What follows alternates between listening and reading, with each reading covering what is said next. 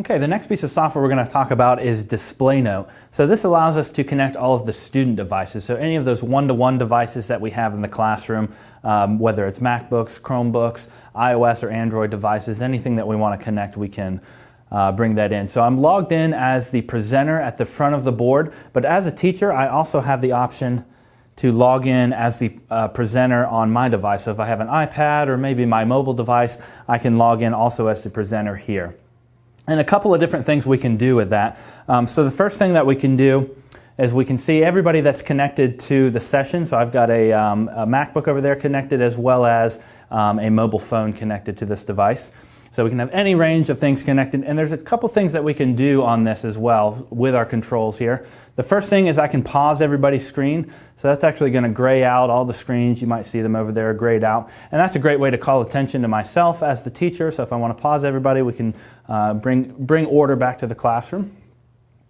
A couple other things that we can do on here. There's also some back and forth annotation control. So to set this up, what I'm going to do is start a couple of things here. I'm going to go ahead and bring up just a basic whiteboard screen. So now that I have a white background, I can take from the front of the classroom, take my pen tool. Now I'm going to write a very difficult math problem on here.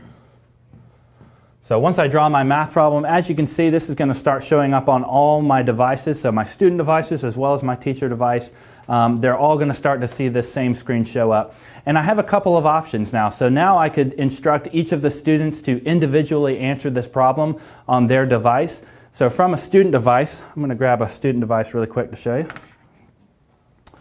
From a student's device, I actually have a side toolbar that I can call up, very similar to the teacher's toolbar. So now I can grab my own pen tool, grab that there, and I can go ahead and answer the problem on my own. And this is just for myself. So every student can answer individually. No one else is seeing my work that I'm doing. I can do it at my own pace as I go along. And you'll notice it also actually separated myself from the live stream. So now I'm at my own pace, working on my own page. If I want to join back with what's live on the teacher's screen, I can select the blue button in the top corner. And that's going to bring me back to the live screen, as you can see there. So that's one way for the teacher to have all the students solve the problem on their own, at their own pace. I could do this with multiple screens here. I'll go ahead and solve this as well on the laptop. So once I have that done, as a teacher, I now have a couple options.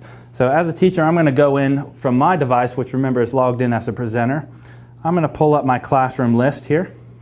And now I can see everybody on the screen, which is that same control screen you saw on the board. But I'm going to go ahead and select everybody's screens. And now I'm going to go ahead and preview those. So from this teacher screen, I can actually preview my students that are connected here. And if I had my whole classroom connected, I can scroll through the different pages and see that. If I've selected one that I want to show on the main screen, so we'll show Steve's screen on here on the main screen since he got it right, and I don't want to embarrass Joe because he actually got the wrong answer. But I'm going to go ahead and grab this, and now I'm going to push this to the main screen, and as you can see behind me, that's going to push that to the main screen, which will then also push that to all of the other student devices that are connected as well. So that's a great way to kind of preview those screens before we want to show it on the main screen. A couple other ways that we can go about this. I'm going to go ahead and get these back to the live screen here. So again, just hitting that blue button going back to the live screen. Another way, if I want to manage my students, is giving them the ability to answer this in real time on the front of the classroom. So what I'm going to do is go ahead and give Steve some collaboration rights. So I just gave him the collaboration rights as the teacher. And now on Steve's device, we can see it's saying, hey, you're going to be a collaborator on the main screen. I'll hit OK. And now, again, I can grab my pen tool from the sidebar, and I'll go ahead and answer just like I did before. But this time, it's going to show up live on that main screen. So rather than going through the preview process and selecting someone's screen, I can have someone answer this in real time, which is also pushing it out to all the other students in real time as well that are following along. So a couple different ways to have that back and forth interaction. Of course, this is just a simple math problem, but we could have any number of interaction back and forth with that. A couple other things that we can do with the DisplayNote application. I can also access, from my teacher control again, I can also access the students' microphones. And this is great for students that may be connected over the internet rather than sitting in the classroom. So if I have someone who's maybe homebound or at another location in the school district, they can connect to that teacher's session, and then I can actually enable their microphone. If we do want some back and forth communication, I can also enable the teacher's microphone for some of that back and forth there. But lastly, a couple things that we can do on here. We can also do some quick polling. So if I want to call up a question on here, maybe a quick true-false question, or maybe a multiple choice, anything like that, I can actually prepare this again from the teacher's iPad and then push that out to students. So if I want to assess the class and get some quick feedback, we can do that.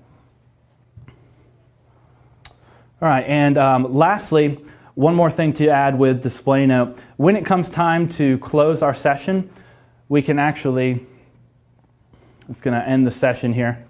It's actually going to ask us if we want to save that content. So in the background, it's actually been creating kind of a flip chart for all of our pages.